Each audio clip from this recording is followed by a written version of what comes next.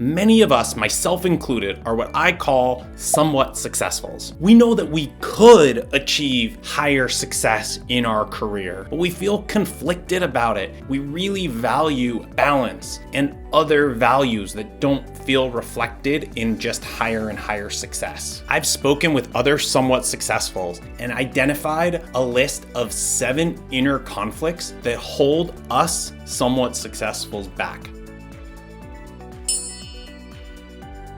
Quick side note, don't forget to download the free guide in the pinned comment below because 1, the content's awesome, but more importantly is I send out exclusive items to my mailing list like free live training classes and more. So I will see you on there, and now back to the video.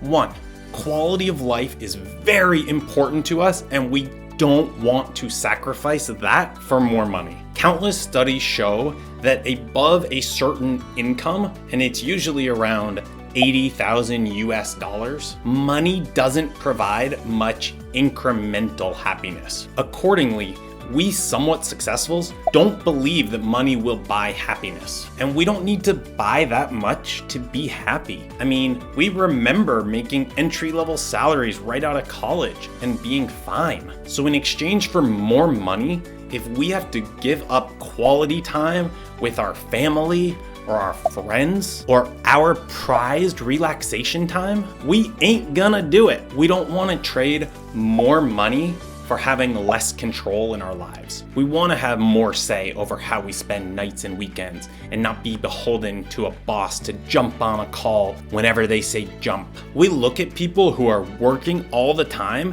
and frankly, we don't get them. Sure, you live in a big house and you take fancy trips, but every time we interact with you, you seem angry and stressed and worried.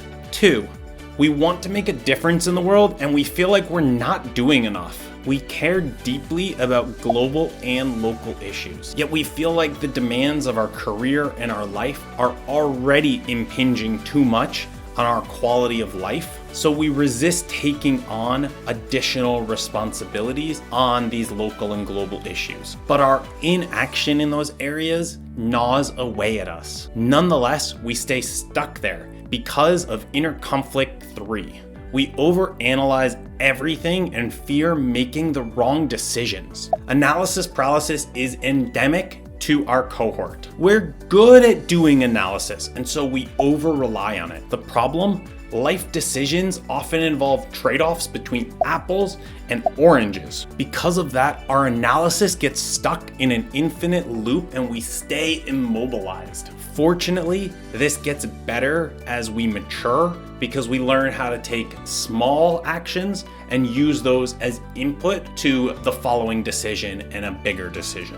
4, we know we have a lot more potential and we really don't like squandering it. Our results in our career and life feel imbalanced. On one side, the results are meh, not bad. But on the other side is our potential, our flashes of brilliance. We have some disproportionately amazing skills. We get positive feedback and performance reviews from certain people, and we can't help ourselves from knowing this truth. With the right training, coaching, mentoring, or support, we could actually achieve really big things. Are my pits okay? This mismatch causes a lot of inner turmoil. We know we have a unique song inside of us that we are destined to sing, and to squander our potential and leave it undeveloped feels like a crime.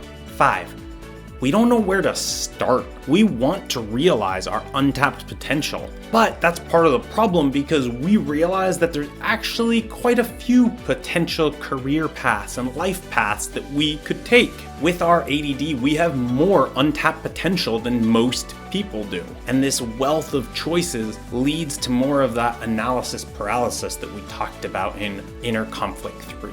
6, we put off important goals and this gnaws at us. For us ADDers, following through on any goals is a challenge. So that, combined with the analysis paralysis, means that we put off goals in important areas of our life. Things like our relationships or fitness or our education or our personal growth. But these things are deeply important to us, and by putting them off, it gnaws at us internally. 7, We want to grow, improve, and contribute. Ding, ding, ding. This is how we resolve these internal conflicts. While we aren't overly motivated by more money, we are extremely motivated by contribution and personal growth. In fact, tapping into that internal motivation is actually what's really helped me push through and get some power in my life over these inner conflicts, because I experience all of these. For instance, I started this YouTube channel, which I plan to build into a side business doing some coaching and training. I set up a pilot program at my company to improve employee morale, and I got positive feedback reviews from doing that, but I purely set it up out of this desire. So that's my challenge to you.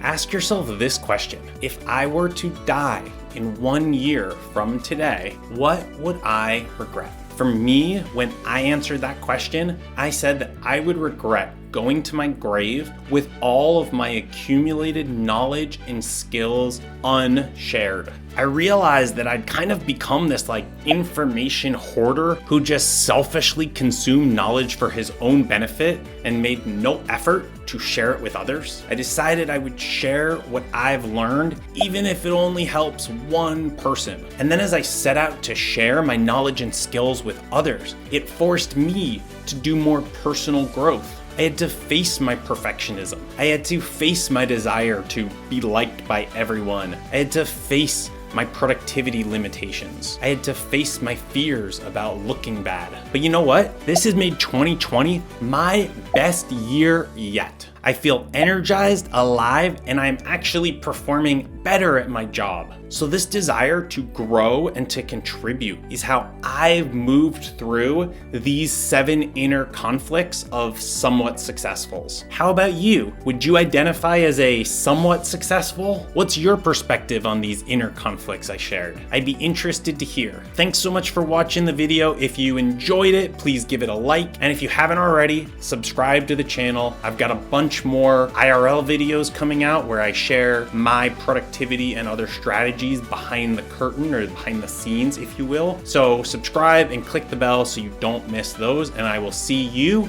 in the next video. Bye, focus friends.